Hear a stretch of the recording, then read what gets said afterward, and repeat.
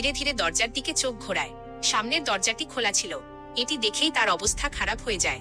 সে তখনই সোফা থেকে ওঠে এবং দরজা বন্ধ করার জন্য এগিয়ে যায়। তখনই দরজার বাইরে দাঁড়িয়ে থাকা এক মুখোশধারী লোকের ওপর তার নজর পড়ে।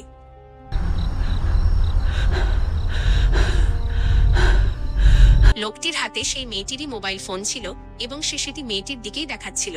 মেয়েটি পুরো শক্তি দিয়ে দৌড়ে দরজার কাছে পৌঁছায় এবং সেই মুখোশধারী ঘরের ভেতরে ঢোকার আগেই সে দরজা বন্ধ করে লক করে দেয়। মুখোশধারী তখনই জানালার দিকে দৌড়ায়, কিন্তু মেয়েটিও সময় থাকতে সেখানে পৌঁছে জানালা বন্ধ করে দেয়। এবার সেই লোকটি পুরো বাড়ির চারপাশে ঘুরতে শুরু করে এবং মেয়েটি জানালা থেকে তার প্রতিটি গতিবিধির ওপর নজর রাখছিল।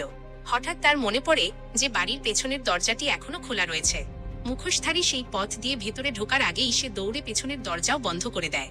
এবার মেয়েটি দৌড়ে তার ল্যাপটপটি তোলে এবং ইন্টারনেটের সাহায্যে 911 যোগাযোগ করার চেষ্টা করে, কিন্তু কল করার আগেই মুখোশধারী বাড়ির বিদ্যুৎ কেটে দেয়।